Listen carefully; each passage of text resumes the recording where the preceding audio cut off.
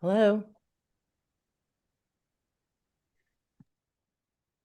Hello. Okay, Nice good evening. background. My video's not working. Wow. I don't know why. I We just want to hear make sure you. everybody can hear me. You can see me, right? Yes. Okay, thank you. Are we set? Yes, we're set. Okay, we call the meeting. We call the meeting of the June 26th. How about January? Okay, how about I wish it were June. Yeah, that's it. I call the meeting of January 26th to order. Please join me in the Pledge of Allegiance. I pledge allegiance to the flag of the United States of America and to the republic for which it stands, one nation, under God, indivisible, with liberty and justice for all. Thank you. Our roll call, Mrs. Rosado. Okay. George Andrews, Present. Rebecca Bear. Present, and I got my video to work. Yay. Okay, I see you. Ann Cotrillo, Here. Mike Cotrillo, Present. Jason Goldstrand, Present. Keith Carcutt, Present. Debbie Kulik, Present. Richard Schlemus, Present. Shanika Story. Is that okay? That's okay. Okay. Is she not present? No? No, she's not able to attend. Okay, so 8 present. Okay, thank you. And we welcome all of our guests, and hopefully everything will go well tonight. I think it will, but just bear with us in case we have any issues, and we'll work those out as we go along. An executive session was held on January 10th, 2026 at 9:30 a.m. for the purpose of discussing personnel, and an executive session was held this evening before the meeting for the purpose of discussing personnel, litigation, and negotiations. I need a motion to adopt the agenda for January, I got it right that time, January 26th, as submitted with the Board of Education reserving the right to add to the agenda and take further action on any items raised in executive session where immediate action on such items is considered to be the best interest of the district. Rebecca, So so moved. moved, Debbie. Second. Comment or discussion? Comment? Sure. Mhm. I'd like to add to the agenda to change the meetings dates for the properties and facilities meetings for the February and March meeting to the second Wednesday of the month. So moved. Any discussion on that? Nope. Okay, all in favor? Aye. Aye. Opposed? Okay. A motion to approve the minutes of the December 1st, 2025 reorganization board meeting. So moved. Second, Debbie. Questions? All in favor? Aye. Opposed? A motion to approve the minutes of the December 15th, 2025 regular school board meeting. So moved. Second, Second. Rebecca. Okay, any questions? Comments? All in favor? Aye. Opposed? Okay, we're going to move on to our reports. Do we have our North representatives, Lawrence or Dylan or Ann Dylan present? So our North and South representatives were not able to attend tonight, but I do believe our MCTI rep was going to try to come. Caitlin, are you with us? She is. How do we promote Hello, her? can you guys hear me? We Yes, we can can. hear you. Welcome, Caitlin. Welcome. Hello. Please give me 1 second. I was having trouble turning on the mic and everything. We can hear.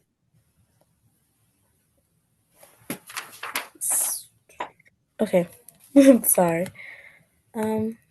Okay, so good evening, school board members, administration, and guests. Happy New Year's. Obviously I'm Caitlin Wetamura. So MCTI, career and technical students, have been busy with their organizations. MCTI FFA students attended the Pennsylvania Farm Show on January 12th and competed in several competitions in the following students placed.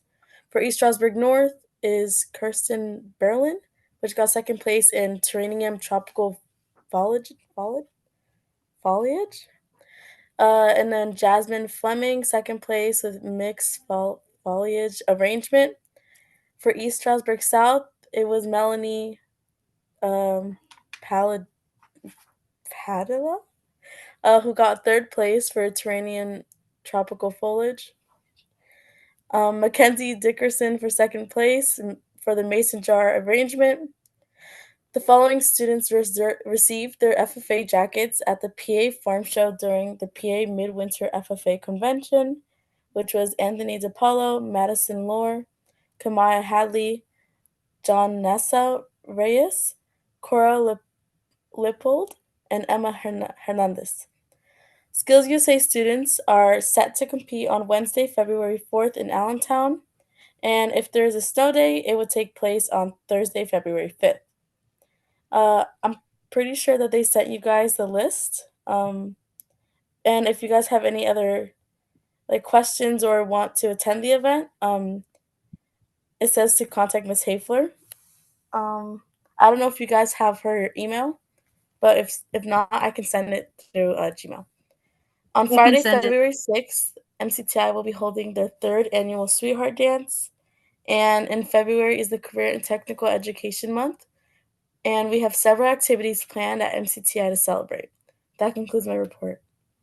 Okay, thank you, Caitlin, and thank you for making us think of flowers in the beginning. It was nice to think of flowers at the beginning of with all the snow. Thank you. Yes, thank Dr. you. Vitale, we turn it over to you for the superintendent report. So we're going to start my report by welcoming our auditors. So we have Rachel and Jeff here, and they are going to go over the audit report that you all received. Yes. Can everybody hear me okay? Yes. Yes. All right. So hopefully you guys got the audit reports. I'm just going to highlight a couple areas. My name is Rachel Gouger. I was the supervisor on the audit again, with Jeff Weiss as well as the partner. I just want to start out by thanking Matt, everybody else in the finance office, Maggie for getting the audit done. Takes a little bit of work from the finance office and the district as a whole, really, as we kind of get through everything. So page 1 through 3, this is your audit opinion. It's a clean audit opinion on all of our audit areas, opinion audit areas. Page 4 through 11, this is management's discussion and analysis. So this is just a discussion of what occurred with the district's finances throughout the year. We don't audit this, we just make sure nothing conflicts with the financial statements. It's a good opportunity to read through these to get a better understanding of the numbers that are in the statements and some sort of whys of what changed and why.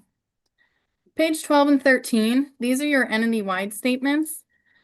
So if we take your financials and put them into 2 columns, this is what we get: governmental activities and business type activities. This includes all long-term debt, capital assets, net pension, and your net OPEB liabilities. Page 13 shows a negative net position of about 64.3 million total. This is really driven down by your pension and OPEB liabilities.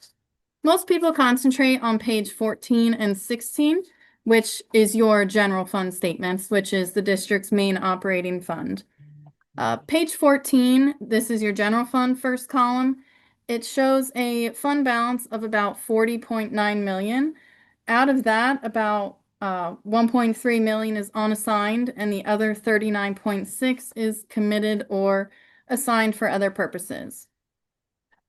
Page 16 is your statement of revenues. Again, general fund shows a decrease in fund balance of about 10.3 million for the year, which is better than the budget by about 7 million.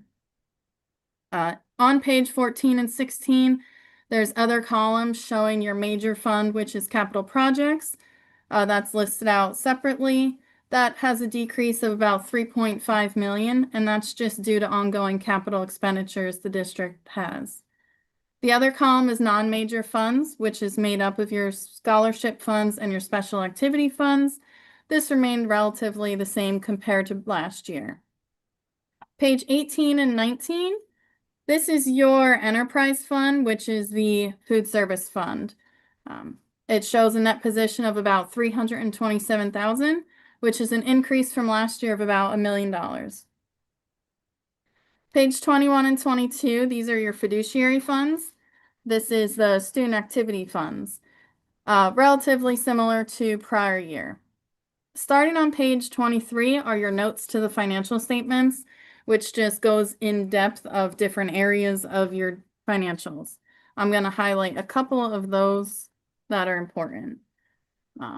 Starting on page 34, note 7, this discusses your long-term debt of the district, which includes various bonds and notes totaling about $78 million. The district also has leases for computer equipment for about $727,000. Page 39, note 10. This discusses your pension plan, which is through PESERS. You have a total net pension liability of about $194 million. Similarly, on page 44, note 11, also through PESERS, the district has a post-employment benefit plan, which is healthcare after retirement. Discusses it in detail, and your OPEB liability is about $8.3 million. In addition to those two plans, the district also has a separate OPEB plan on page 48, note 12. Your total net OPEB liability for this plan is about $25 million. Page 54, this is the next schedule that a lot of people like to focus on. This is your general fund budget to actual statement. Your revenues came in about 10.2 over budget, 10.2 million over budget, and expenditures were about 8.6 over budget. Revenue was largely over budget due to the additional state aid for PlanCon bond reimbursements. Expenditures, there was a lot of different lines over budget. The two largest was facilities construction improvement and student transportation services. Jumping to page 56 through 60, these are required schedules for your pension and OPEB plans, and it shows up to 10-year data for those plans. Page 63, this is your government auditing standard opinion, also known as the Yellow Book, if you've heard that. This is also what you would call a clean opinion for the district. In addition to the financials, we do a single audit uniform guidance audit, which is an audit over your federal awards. This is also a clean opinion. For this year, we tested the child nutrition cluster and along the Education Stabilization Fund, which is also known as ARP or ESSER, depending on the grant. So those programs were good as well. So that's pretty much the district in a brief nutshell. Okay, thank you. Any board members, any questions?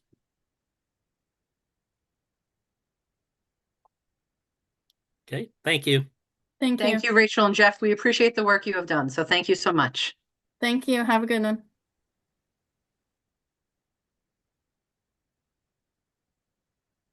So I am attempting to share my screen, but I am not able to. Edwin, do you think you can help with that?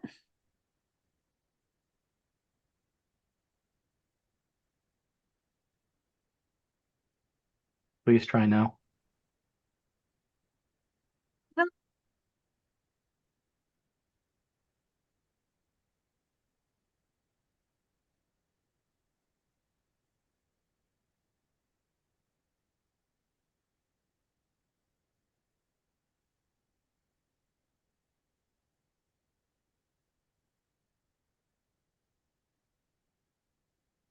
We see it.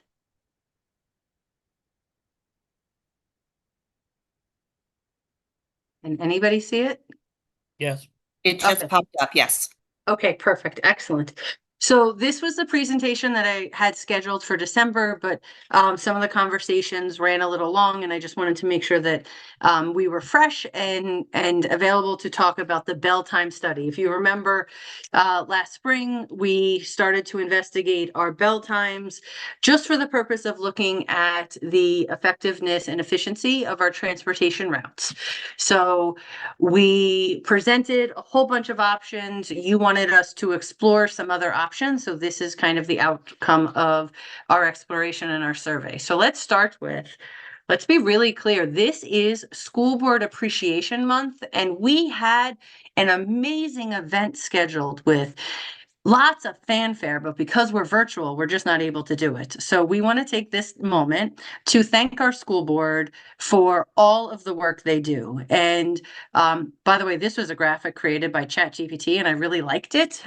So thank you, school board members. Thank you for being leaders in our community. Thank you for being dedicated. Thank you for making sure you are always putting our students first, and you are selflessly leading our district and our community. So a quick thank you and shout out as we celebrate School Board Appreciation Month. Just a quick reminder that our goal is always to maximize today's potential for tomorrow's success. We want to do that not only with our students, but with our staff, our schedules. And this is really why we're looking at the bell time study, so we can see how we're able to maximize how we're using our transportation to better serve the students and our families. Our mission statement. So if you remember, we had a micro move that we had suggested. It was to move secondary 5 minutes earlier and to move elementary 10 minutes later. Elementary would start at 9:10 and end at 3:40.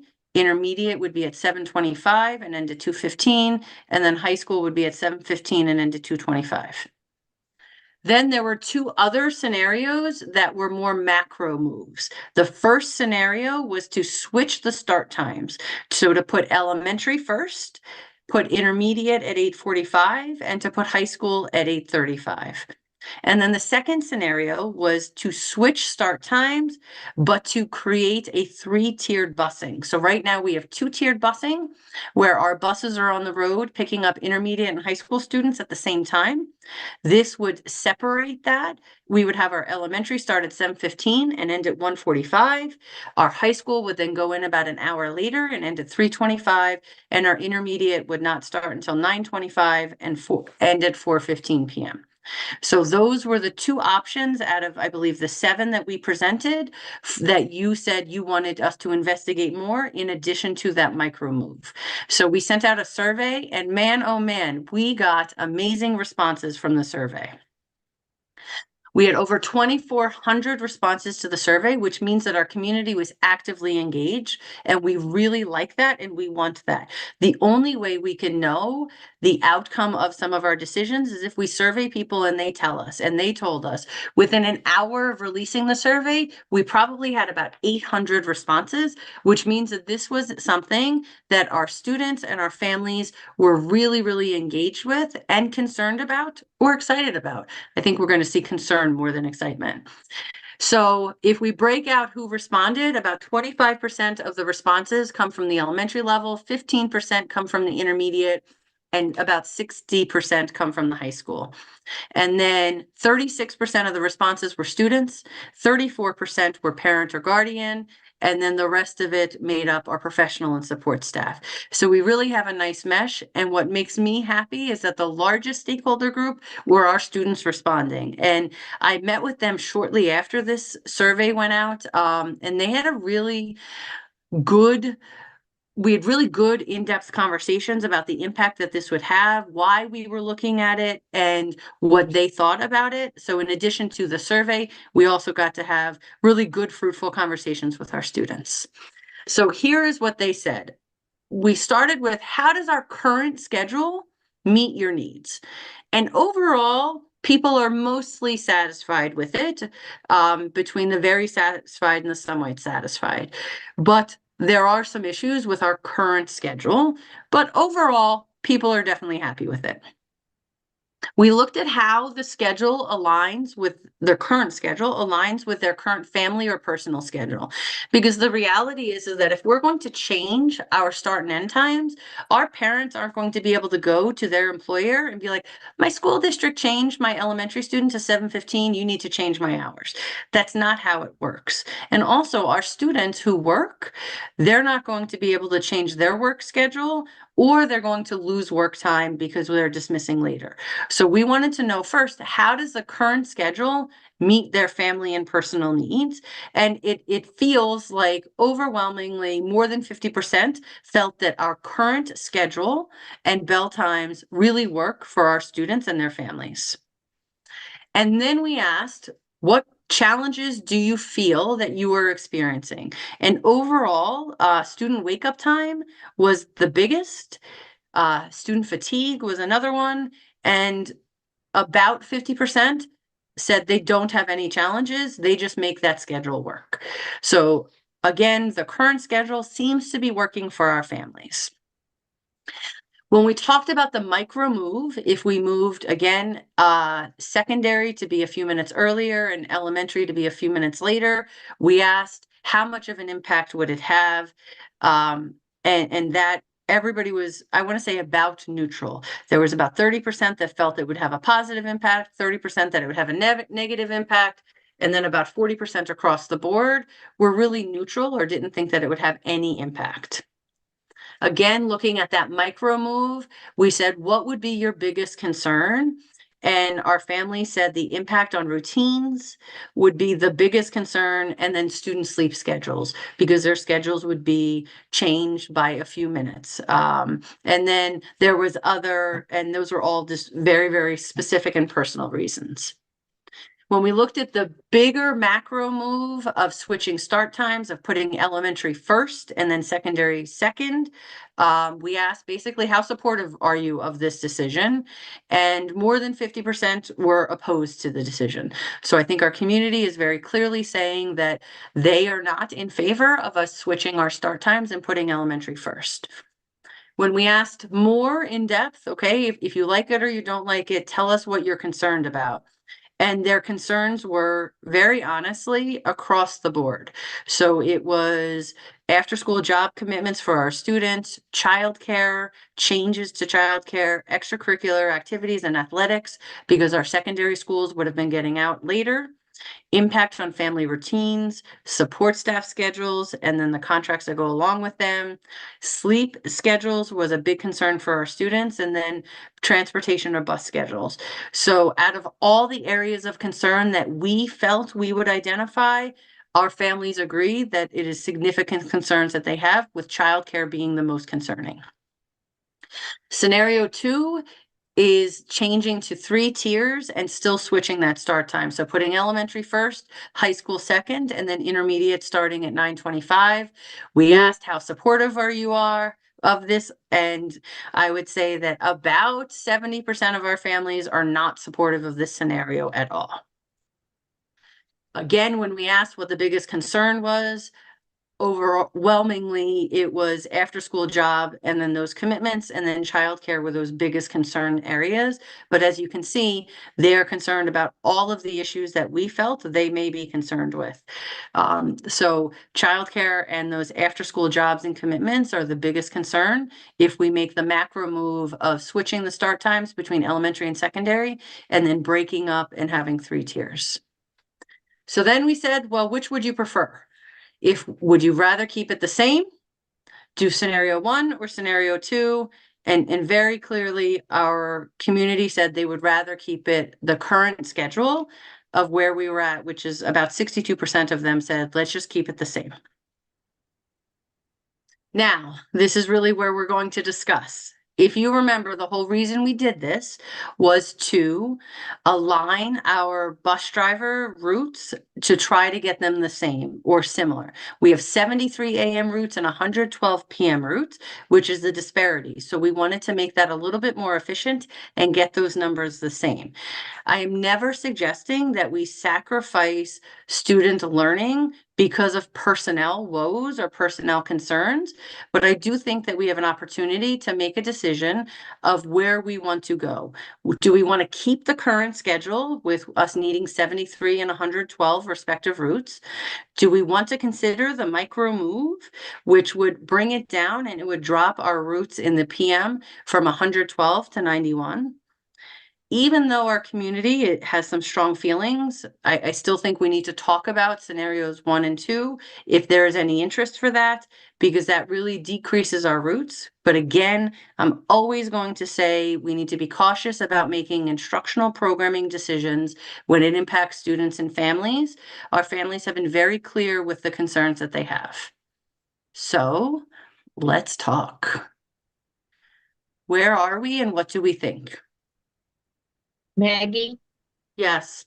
why when you asked them to compare the various options, you didn't include the micro move in the choices. You only put three. You put current or the two.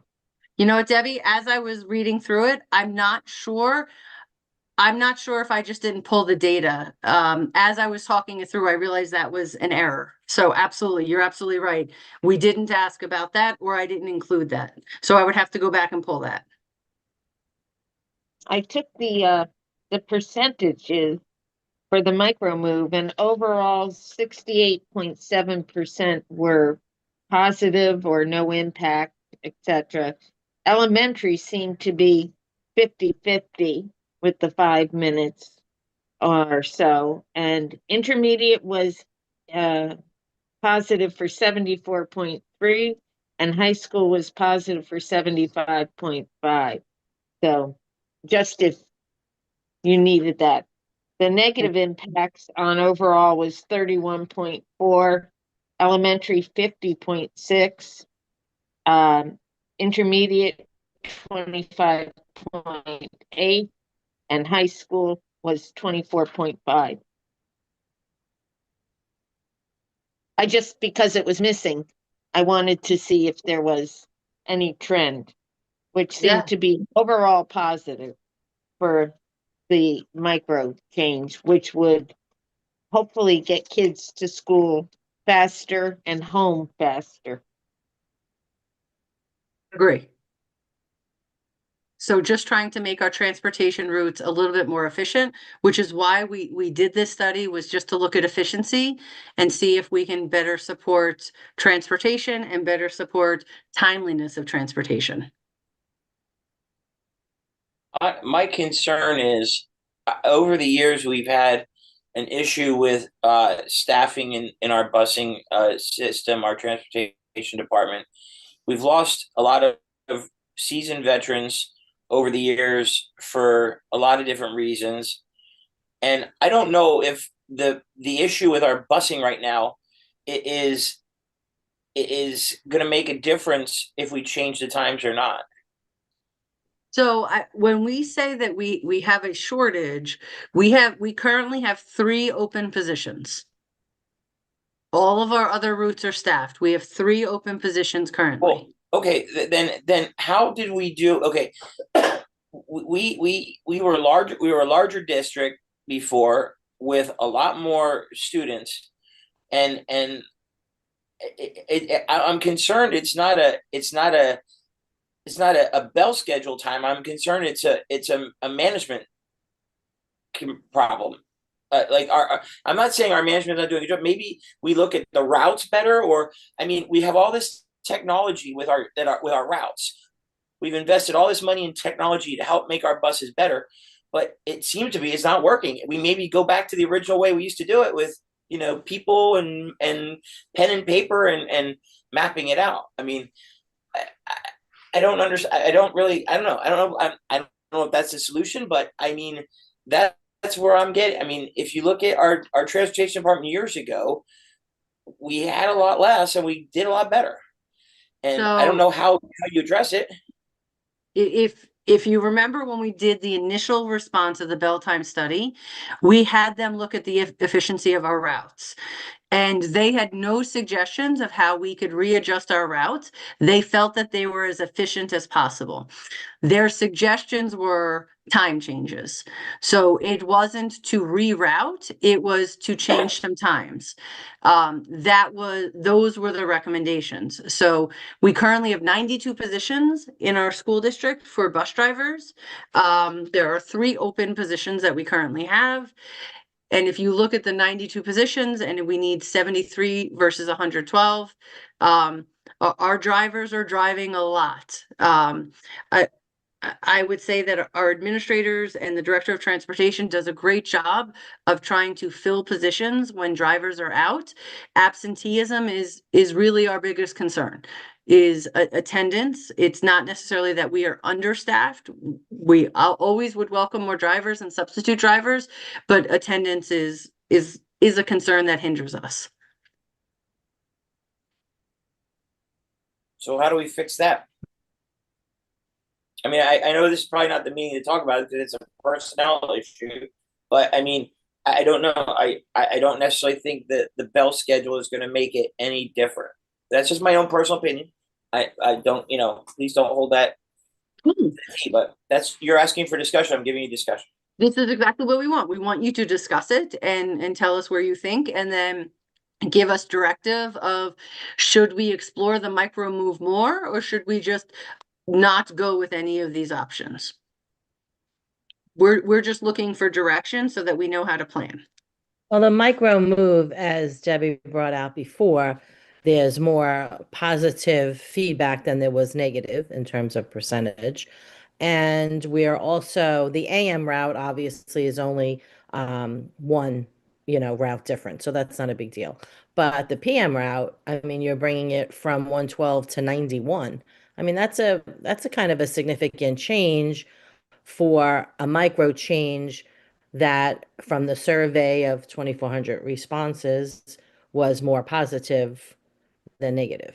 So if I was going to go with obviously any of the moves, that would be it. If that would, if that would at least help our PM routes to be more effective. Because I would say then, in theory, if 20 people were out, if we had the micro route, if 20 people were absent, we could still do our normal route if we went with the micro as opposed to the regular route. So it is making a step toward improving the efficiency of transportation, which, from our public hearing that we had recently, which addressed a different issue, but transportation was a big issue that was brought up. And, I think any move we can make, as long as it's not disrupting families, as the macro moves would, it's a step in the right direction, because it would help with efficiency, even in a small way, but it's still, I would definitely not want to look, obviously, as most people probably not, if the other moves are really not welcomed by our families, but the micro move, may help for a little bit of relief for now. And while, as Keith said, maybe we explore some other things too. So I think that's well worth looking into, the micro one. How do the micro moves affect? Rebecca, can you hold on one second? Rich kept raising his hand. Go ahead, Rich. I'm sorry. To Mike and Ann, just from your recollection of working in the district for so many years, has there ever been a time when our transportation actually worked on time? Or is this just something that is traditionally a problem anyway?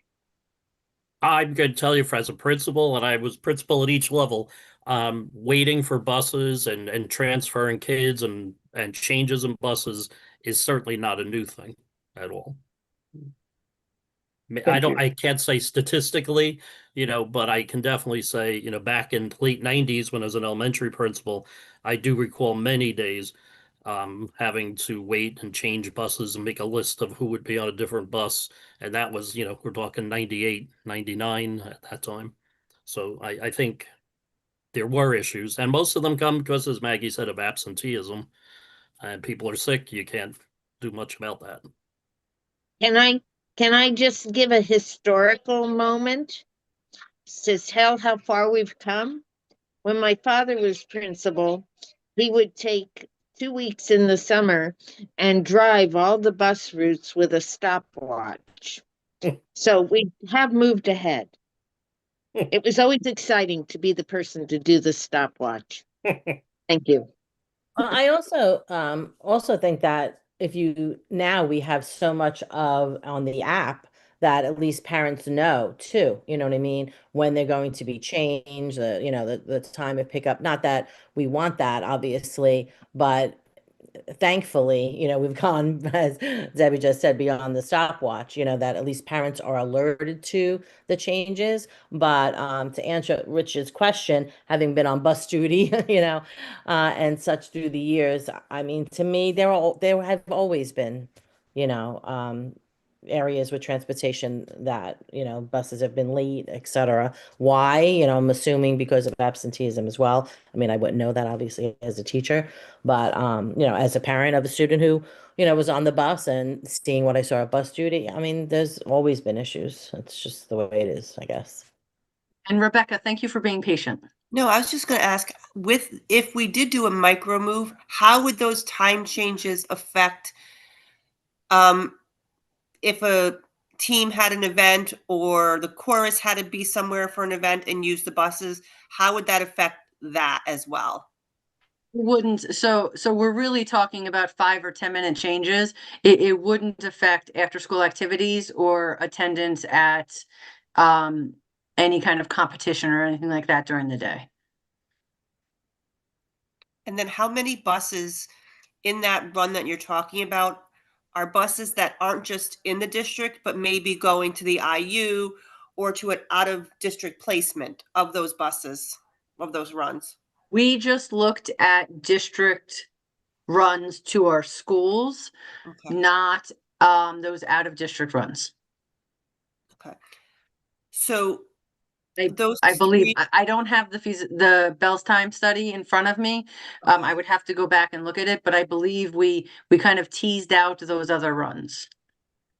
okay.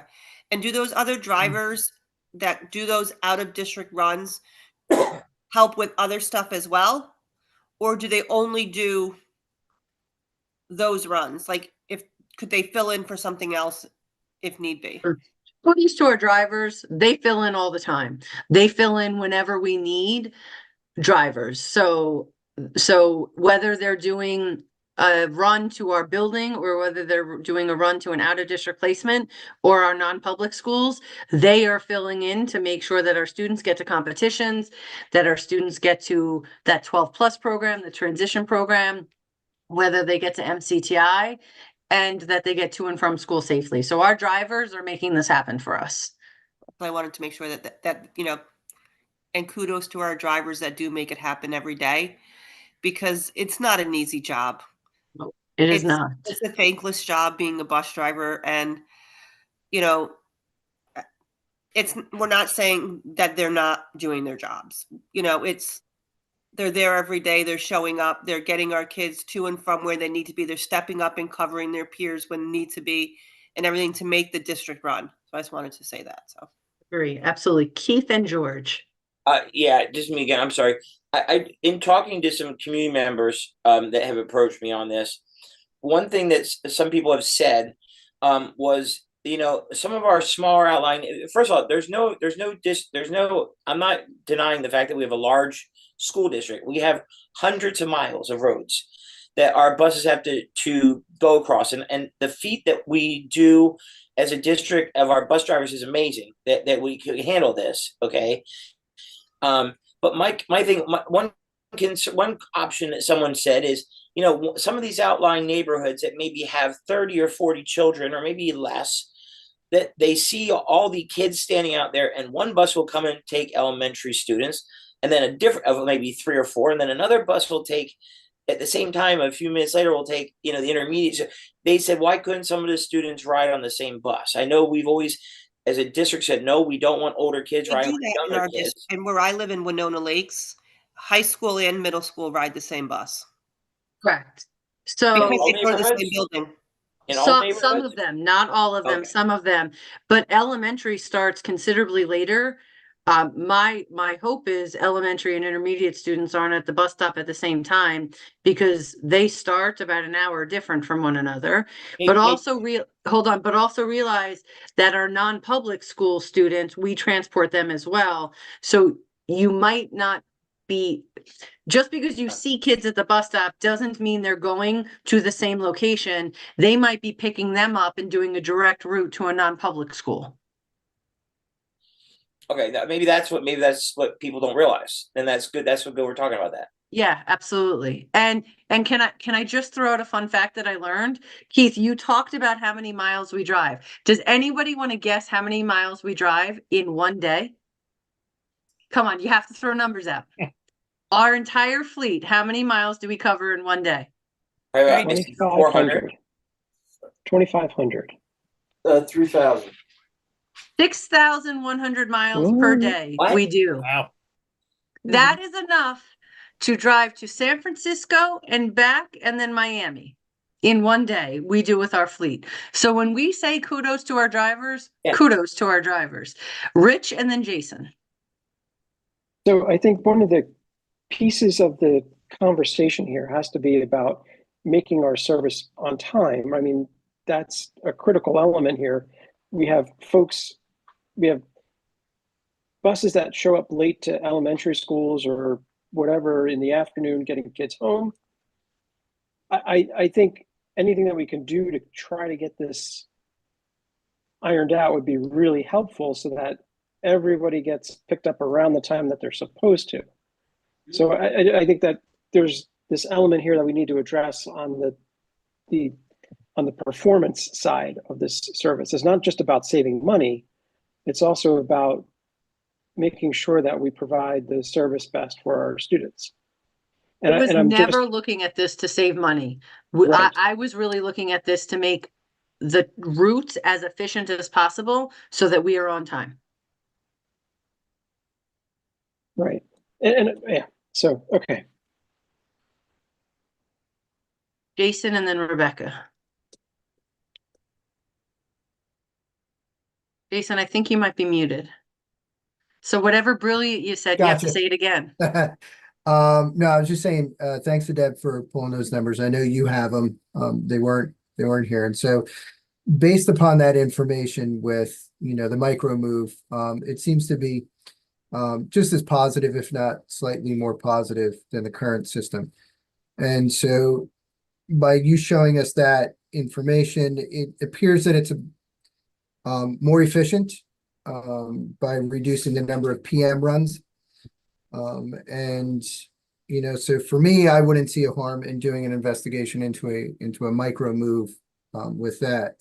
But question is there a way that our software with that micro move, with the reduction of runs in the afternoon, could do some sort of simulation of the efficiency of the pickups and the drop-offs that we would have in afternoon runs? And would it make that big of a difference? Like we were saying, it's great having the software and the parents being able to tell where their children are and buses. But many districts run into the issue of you have to take this bus or that bus home, and this bus is going to be late.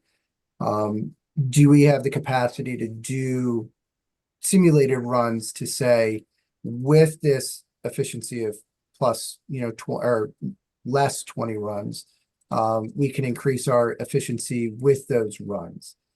Yes. So that would be the next step. If Okay. you guys tonight say, hey, Maggie, go explore the micro move a little bit more, then we will start to run simulated information and then come Okay. back to you probably in March and say, hey, here's what we have found.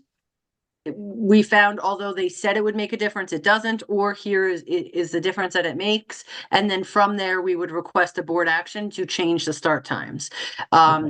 All I'm asking for now is, which direction do you want me to go get more information, and what information do you want? So yes, we will run simulations and we will get that for you. Thank you. Rebecca. So one of the things too, it's not just to me the efficiency of the run, it's the efficiency of getting the children on and off the bus, whether it be in the morning on the bus or on the bus in the afternoon when the day ends. The bell rings, it's time now to get on the bus. Are we being as efficient with that as well? Because I think that causes issues for the elementary school to be late because of efficiencies of just getting kids on the bus where they're supposed to be on the bus. Like, will the bell schedule, the micro change help with that? Because it'll give a little bit more time, if you will, to be more efficient with getting a class on the bus, getting a class off the bus, so that they can then go to the elementary school or vice versa. So I think there's a lot of work. I'm not going to speak for our building principals. However, I've never been in a school where the entire staff wasn't motivated at dismissal time to ensure that all the students got on the buses safely and quickly. So some of the problems you have is motivating teenagers is not super easy to get them out of the building as quickly as possible. But being in the schools at dismissal time, they are trying to get those kiddos to hustle. But all of you that have teenagers or have lived through teenagers, getting teenagers to hustle is a full-time job. So they're as efficient as they can be. Now, we always look at internal processes, and I haven't seen a dismissal that I'm concerned about per se, of that we're not getting kids out there quickly, but it's certainly something I can spend more time at dismissal time at all the 10 buildings and seeing if there's areas that we can clean it up as well.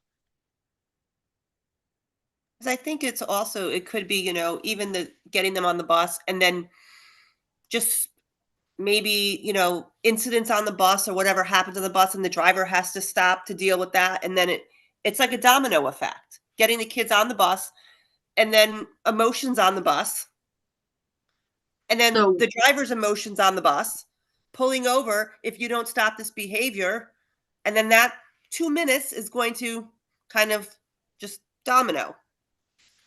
I can guarantee we are constantly working on behaviors on the school bus.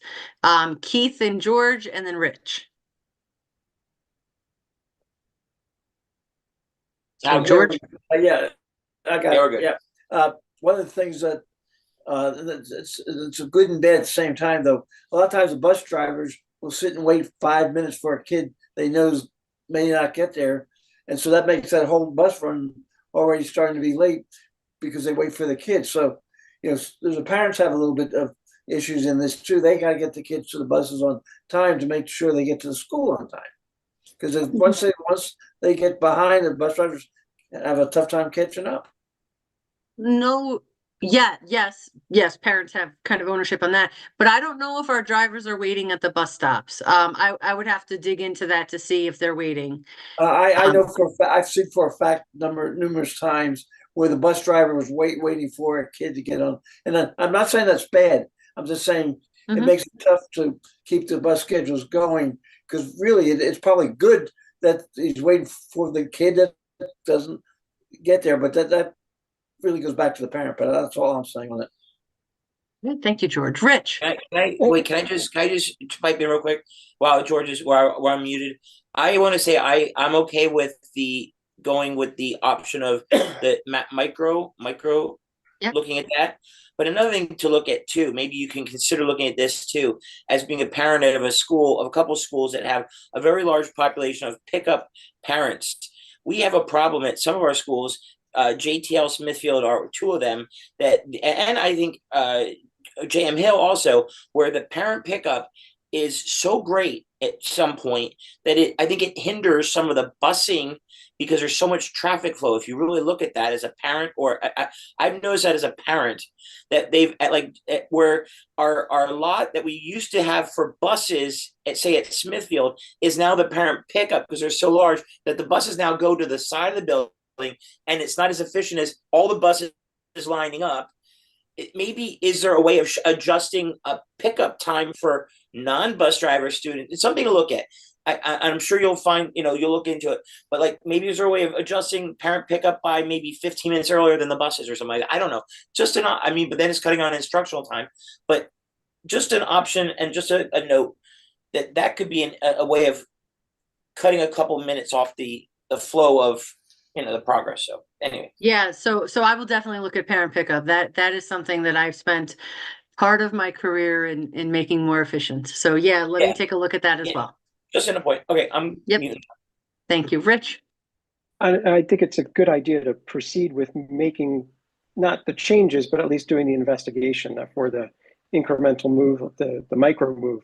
I just want to say also that if the buses are there on time for PM dismissal, the kids will be moved out quicker too. And that seems to be a challenge for some of our schools. So just putting it out there, but I think that this is a good approach to take to identify whether or not this will make a difference for our families and our students getting to school on time and picked up. Thank you.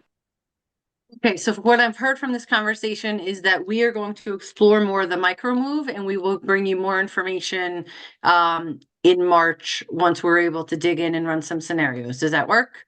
Yes, and just because we're exploring it doesn't mean it's happening. We're just exploring it. Just want to make sure.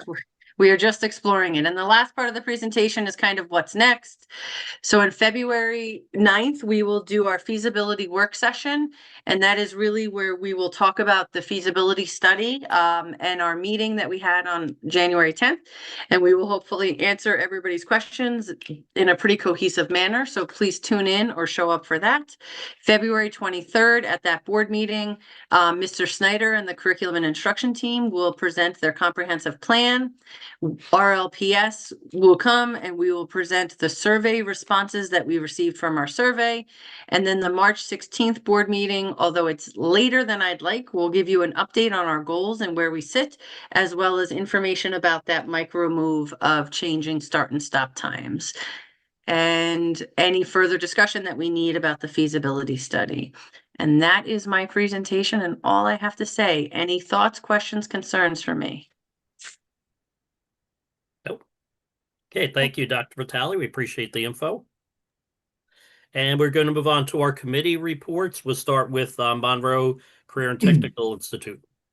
Thank you.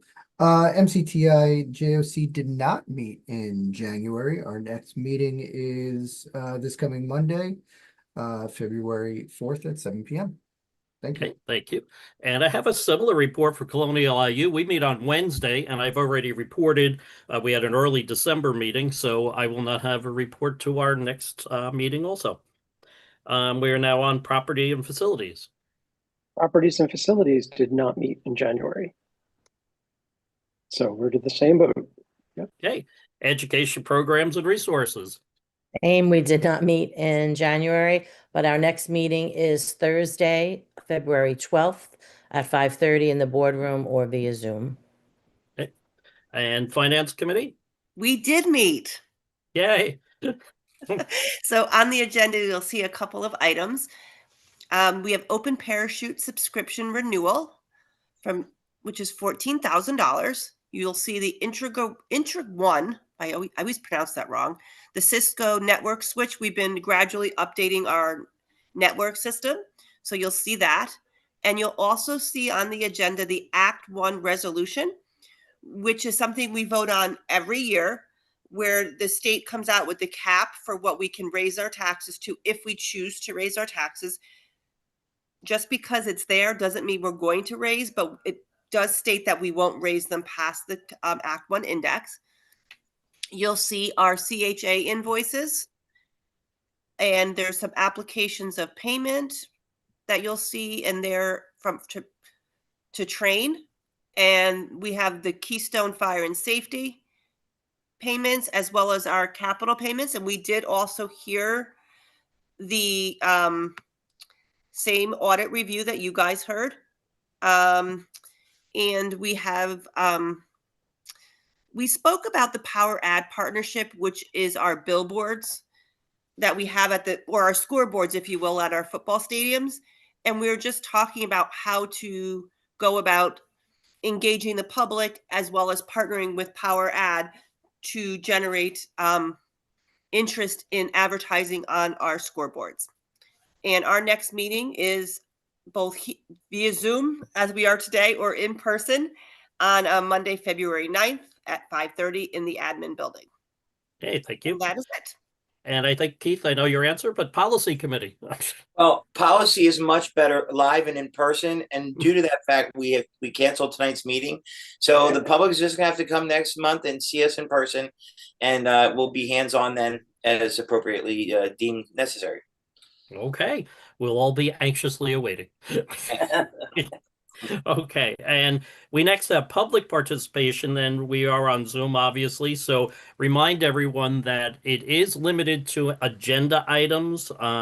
So please be sure if you are registered for a comment that those comments are limited to things we are actually going to vote on tonight. And I do remind everyone, if you have comments about the feasibility study, the options that were presented, that would be, we do have a meeting coming up on February 9th where there'll be full. That's what the whole meeting is devoted to. So again, we do limit you to 3 minutes, and I'm going to turn it over, I guess, to Edwin, who will be monitoring those people who signed up for comments. Okay, I'll be promoting Lauren Langdon. I hope I said that right, to panelists. She's registered for speaking. Okay, Laura, welcome. Laura, you should be able, Lauren, you should be able to accept that. Pardon me, it was Lauren. See her pop. There you Sorry, go. can you hear me? Yes. Thank you, Okay. Lauren. Good evening, Lauren Langdon, borough resident, taxpayer, and parent.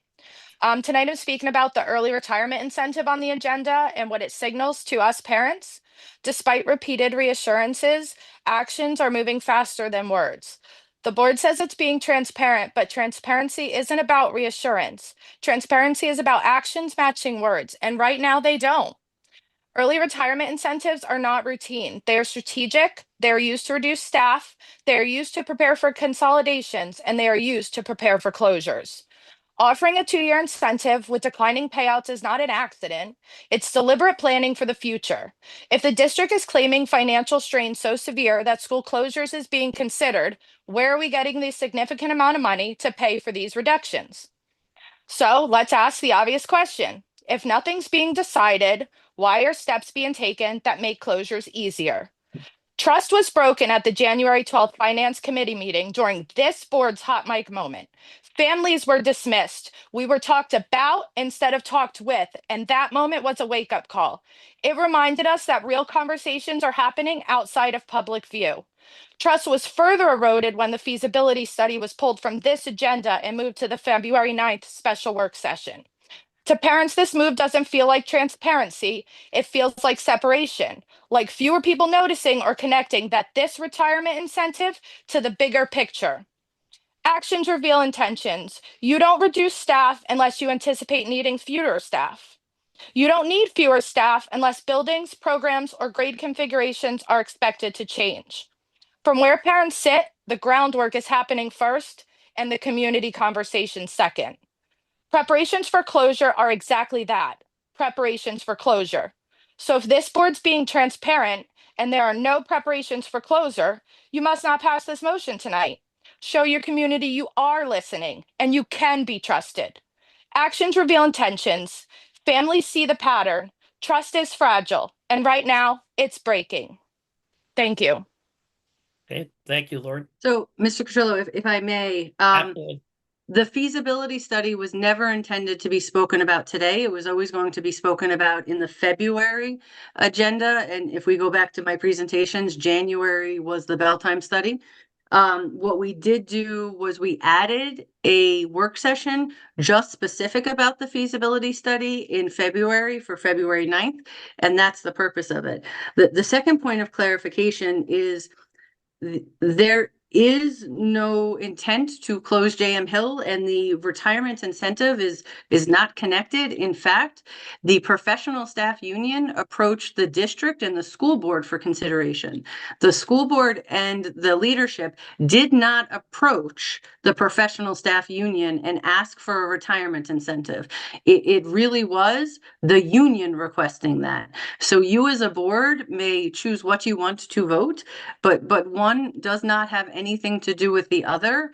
The feasibility study and the retirement are two separate things. And again, this is not something we asked of our union. Our union came to us and put this forward and made this request. Okay. Thank you, Dr. Vitale, for clarification. Absolutely. Edwin, do we have Edwin, anyone anybody else? I didn't see anybody else registered. I am not aware of any other registries. Okay, Mr. Cotrillo, that is it. Thank you. Okay, thank you very much. We continue. Is there any unfinished business that we have? Seeing none, move on. A motion to adopt the board's policies that are listed. So moved. Second, Debbie. Yep. Any comments, questions? All in favor? Aye. Opposed? Aye. A motion to affirm and readopt the principles for governance and leadership set forth in board policy 011. So moved. Second, Rich. Questions? All in favor? Aye. Opposed? A motion to approve the program of studies for the 26-27 school year. So moved. Second. Okay, just a comment, a thank you to our curriculum team, Mr. Snyder and all the others in the curriculum for their hard work and principles on that. It was an excellent program of study. So job well done.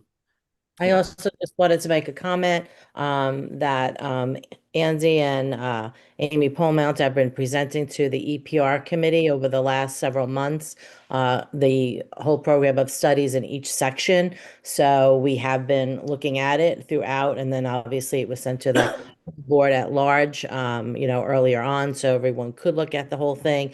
Really, just to echo Michael, their amazing job by all of the administrators who worked on that. So I just wanted to say thanks again for that. Okay, any other comments? If not, all in favor? Aye. Opposed? Okay. Motion to authorize the field trips as listed, and there's the list for you. Motion. So moved. Second. Questions? All in favor? Aye. Opposed? Okay, a motion to approve the implementation of the following intramurals or clubs. So moved. Second, Debbie. Questions? All in favor? Aye. Opposed? A motion to approve the MOU as presented with Shawnee Inn and Golf Resort for use in its golf course for practice and matches for the high school South golf team as per terms of the agreement. So So moved. moved. Second. Questions? All in favor? Aye. Opposed? Motion to approve the recommendation to modify expulsion requirements or agreed upon expulsion waiver of school board hearing release agreements for the cases listed in substantially the same form as presented at this meeting, contingent upon the receipt of any manifestation determinations indicating that infractions were not manifestation of a disability, subject to final review by the school district's administration and legal counsel. So moved. Second. Questions? All in favor? Aye. Opposed? Motion to approve the following jobs descriptions that are listed. So moved. Second. Questions? All in favor? Aye. Opposed? A motion to approve the following memorandum of understanding. That would be the retire incentive and teacher assignment advanced placement biology. So moved. Second. Second. Questions, comments? All in favor? Aye. Opposed? A motion to approve the One following. second, can, Yep. Mr. Cotillo, can we just interrupt briefly? I believe Absolutely. Mr. Kernan wanted to speak on that. Mike, thanks for having us here Oh, today. thank you, Paul. It seems like I've spent many a January or February meeting thanking this board in one way or another for recognizing the hard work of our teachers, and I want to thank you once again for that. I've known many of you for many, many years, and I appreciate all that you have done for the community. When Joe and I came to Maggie in November and said, "How would you feel about this?" She said, "Bring us an idea." On Thanksgiving or right before Thanksgiving, we sat and met with her, and we realized we could have a very good and workable plan.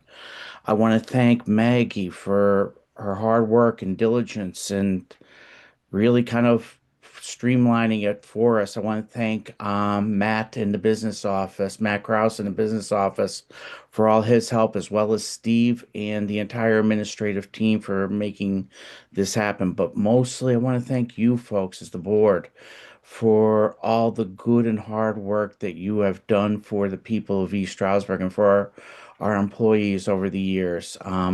Without you, I don't know where we would be the past couple of years, and I want to thank you very much for that. And I ask you to stay warm and stay safe the next couple of days. Okay, Thank thank you. you, Paul. We Thank you. appreciate you being on this Appreciate evening it. with us. Okay, we'll continue the motion to approve, and bear with me, it's long, but I'm assuming it should be read.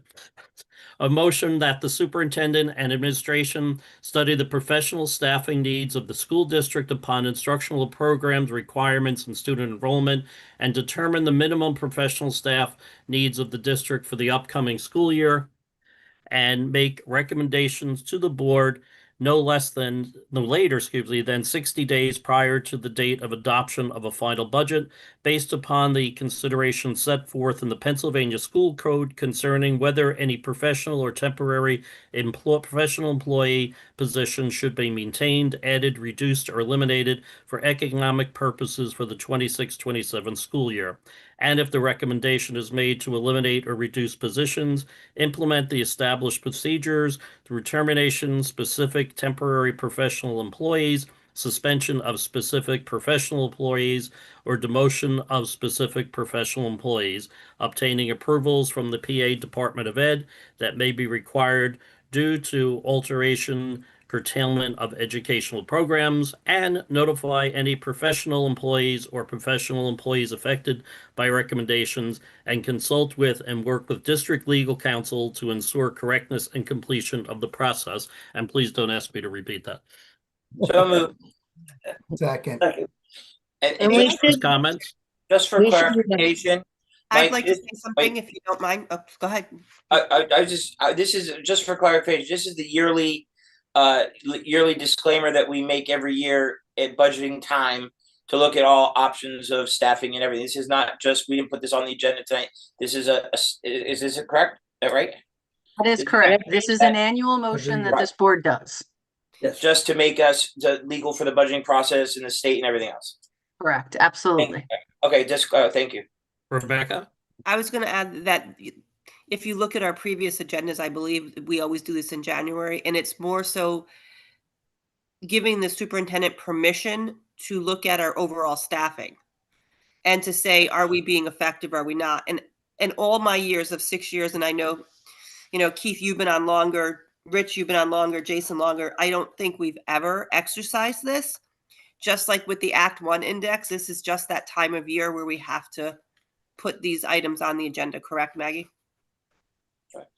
Sorry. Right. Yes, I was taking a sip. Yes, absolutely. That is accurate, Rebecca. And as Rebecca said too, that is clearly indicated in the minutes of, if you go back through the years, 6, 7, 8 years, this motion will appear on all of our minutes. So no one to get the wrong idea about this one. And I would just like to say, Mike, that a lot of what we're going to do with our staff is really driven through the ERP committee anyway. Like that's going to be how we determine whether these programs are effective or, and so if you're paying attention to what's going on in that committee, you'll understand how this decision relates back to that. Right. And really a very positive thing. So. Okay, any further discussion? Then all in favor? Aye. Opposed? A motion to approve the termination of employee number 11470. Motion. Second. Questions? All in favor? Aye. Opposed? Okay, motion to approve the employment actions listed in accordance with the associated applicable policies, procedures, and contractual agreements subject to proper completion and receipt of all necessary documents and clearances. So moved. Second. I have an Questions? abstention. Okay, abstention. Page 8, line 10.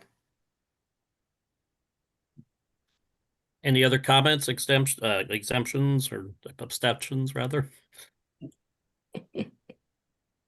Okay, then all in favor? Aye. Opposed? Motion to approve the resolution that the district will not seek exception to the Act 1 index and will not raise taxes in an amount that exceeds the Act 1 index, which is 5%, for the 26-27 fiscal year in accordance with the recommendations from the Finance Committee.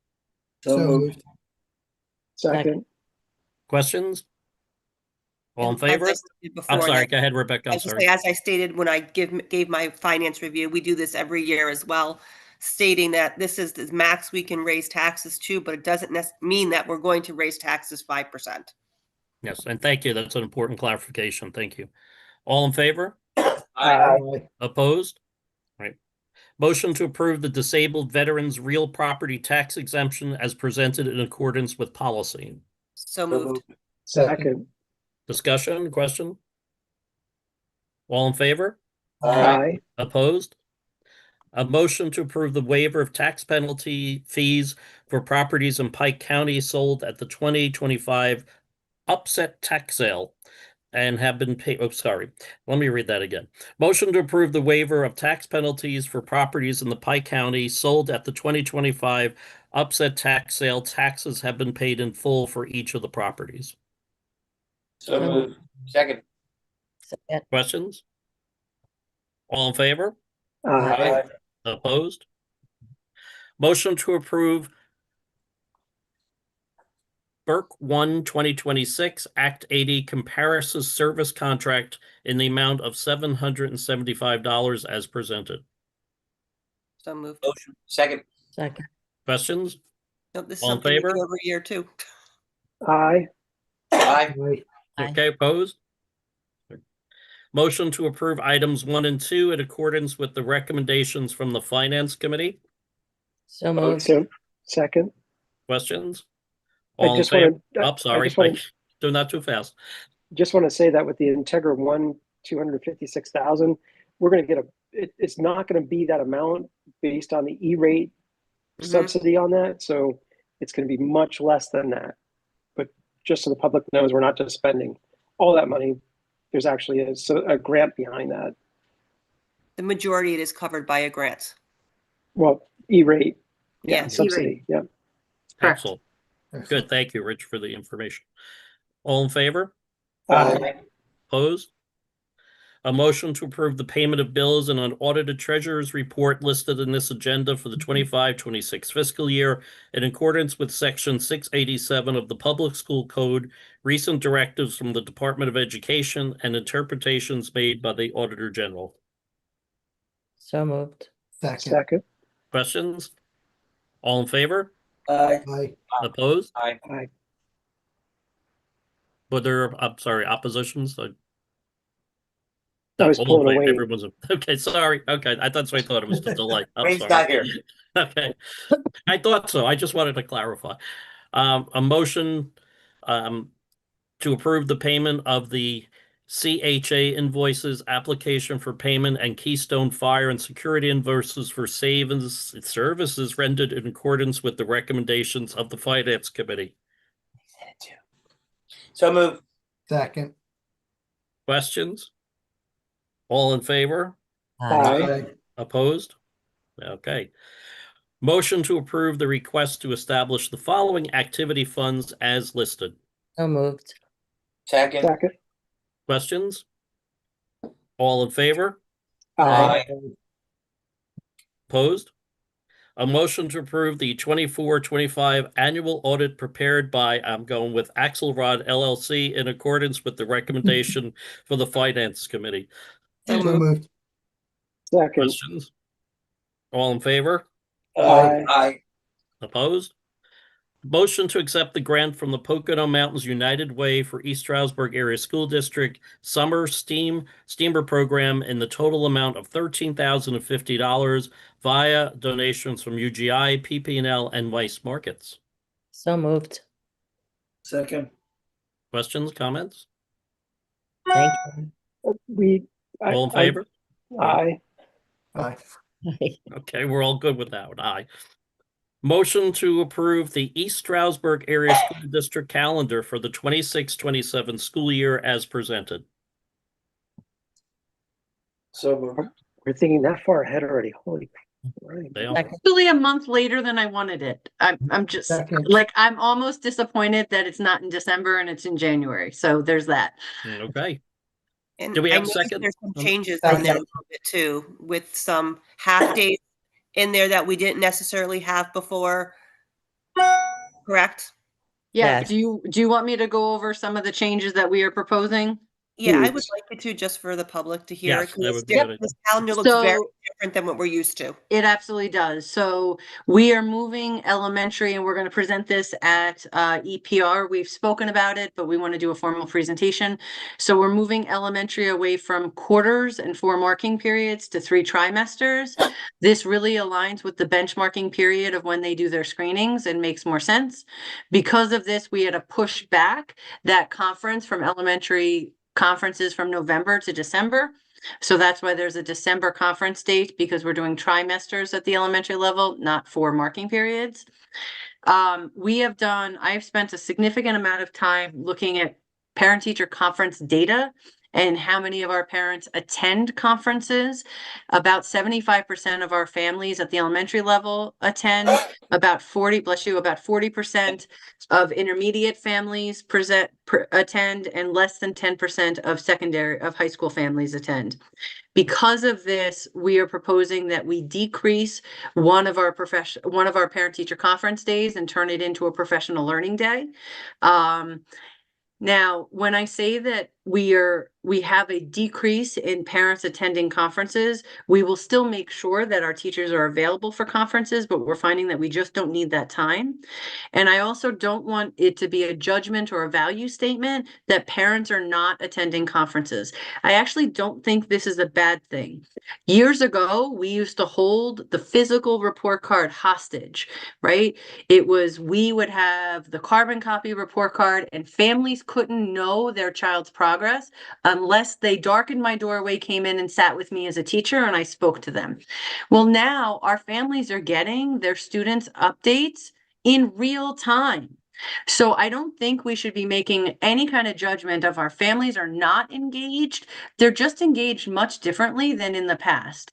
And actually, I want to explore if parent-teacher conferences, especially at the high school level, aren't well attended.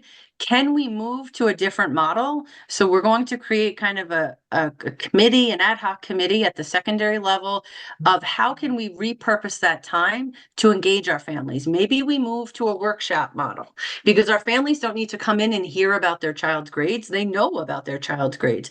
Maybe we do workshops on attendance and how to increase attendance, or different types of topics to get families to come in. That's not the traditional sit around a table and talk about my students' grades. So that's another change in kind of how we're parsing out our parent-teacher conference days. We are also adding quarterly 2-hour delays.